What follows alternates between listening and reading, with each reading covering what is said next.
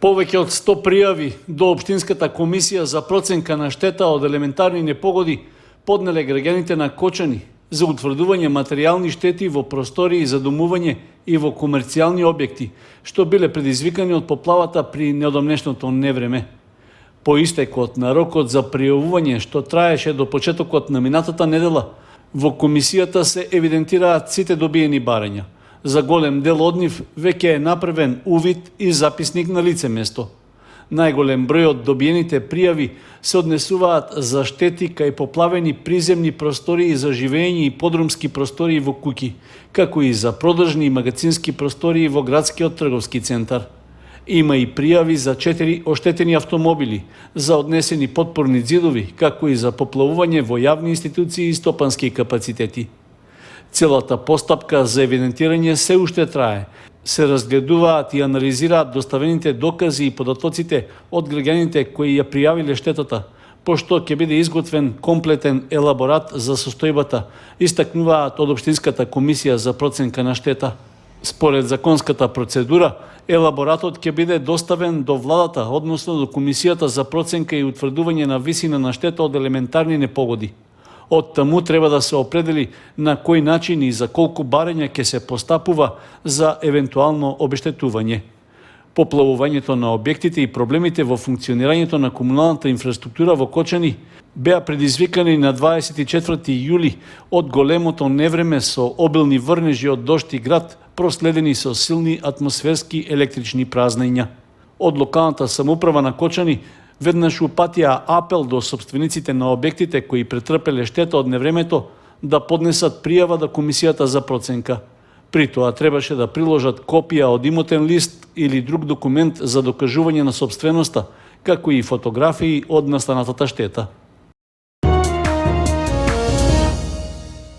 Возач од Кочани се здобил со тешки телесни повреди откако со автомобилот излетало од коловозот на регионалниот патен правец Берово-Виница и покрај интервенцијата на медицинските лица, тој починал во болницата во Скопје.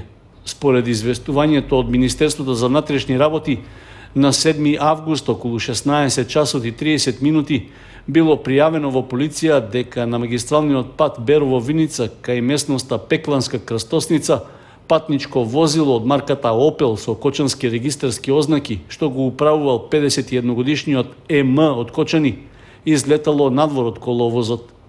При тоа возачот се здобил со тешки телесни повреди, при што веднаш бил префрлен на лекување во комплексот клиники Мајка Тереза во Скопје.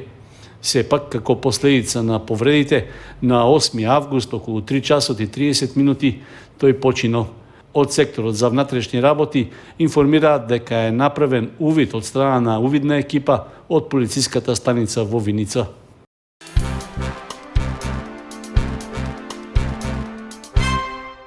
Жителите на Грдовци и дел од останатите рамничарски села во општина Кочани повторно бараат нивните населби да бидат поврзани со линискиот автобуски превоз.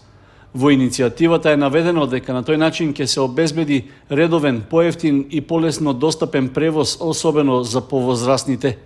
Покачувањето на цените на горивата е една од причините поради кои овие граѓани бараат по поволен начин да стигнат до градот или да се превезат до одредена локација. Тоа што од буџетот на општина Кочани се плаќа субвенција од 50% на цената на билетот за градскиот автобус, би требало да биде можност да ја искористат и тие. На последната седница на Општинскиот совет беше поставено и директно прашање до администрацијата во локалната самоуправа за тоа дали се размислува за проширување на линијата на градскиот автобус. Дали може така наречениот градски превоз, кој го опфаќа само Оризари, градо и Оризари, дали може да се уведе нека линија и за другите селски средини? Сите се поврзани со асфалт, луѓето да искористат некој бенефит со поевтин превоз. Краток одговор на прашањето на советникот Малинов даде секретарот на општина Кочани, при што остави отворена опција за барањето на жителите на Градовци. Градскиот превоз се организира врз основа на јавен повик, се издава лиценца за вршење на градски превоз и се утврдува линијата за истиот.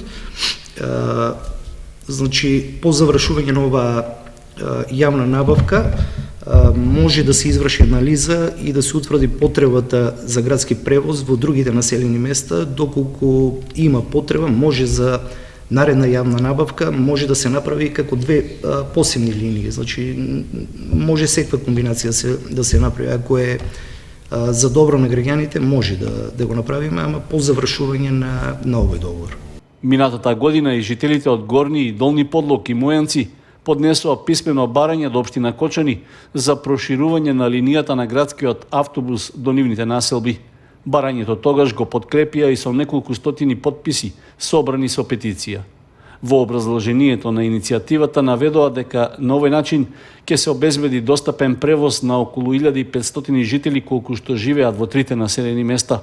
Последната станица на автобусот од линискиот градски превоз е во зоната лесна индустрија кај подлошка крстосница, поради што овие жители тогаш оценија дека продолжувањето на линијата не би требало да биде поголем проблем.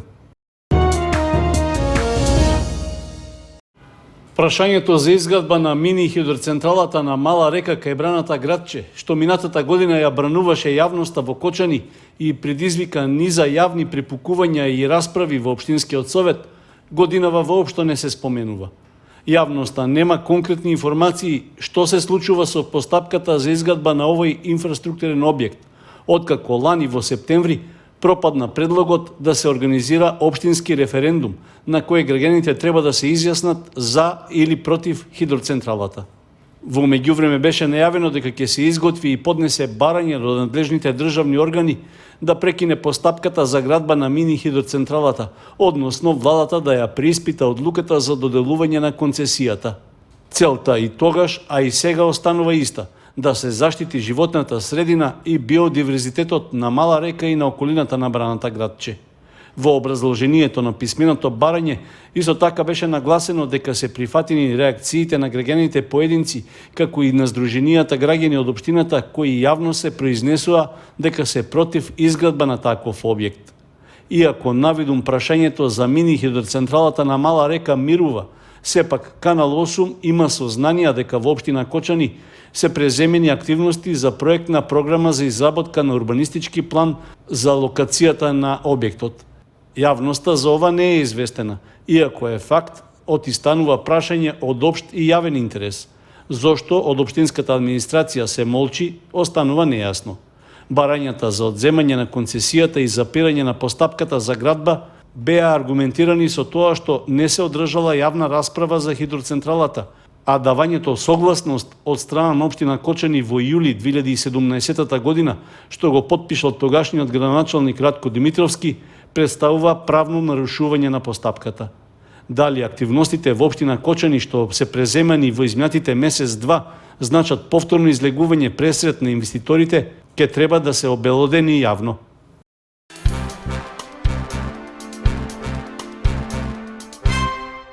Заловувањето и третирањето на бездомните куќиња во општина Зрновци ќе се реализира во наредните 12 месеци. Се работи за секојдневен комунален проблем што е актуелен во годините наназад. Општината веќе објави јавен повик за избор на фирма која ќе ги даде соодветните шинтерски услуги. Во официјалната тендерска постапка за оваа намена е определена сума од 100.000 денари. Вообичаено, трошоците за заловување на едно животно во просек изнесуваат по околу 10.000 денари. Тоа би требало да биде и ориентационата цена за услугата, како и за бројот на бездомните куќиња што треба да бидат третирани. Обезбедувањето шинтерски услуги е законска обврска на секоја локална самоуправа и со неа е предвидено фирмата што ќе биде избрана како давател на услугите да врши заловување на куќињата, да ги вакцинира и стерилизира, да обезбеди активност за вдомување или чување, а доколку е потребно, може да се изврши и еутаназија. Исто така, во обврската е вклучено и микрочипување како и времено маркирање на куќињата, а по третирањето дел од животните да бидат вратени на местото каде што биле заловени. Со законските одредби, доколку локалните самоуправи во државата не преземаат мерки за решавање со куќињата скитници, ќе бидат принудени да платат парични казни.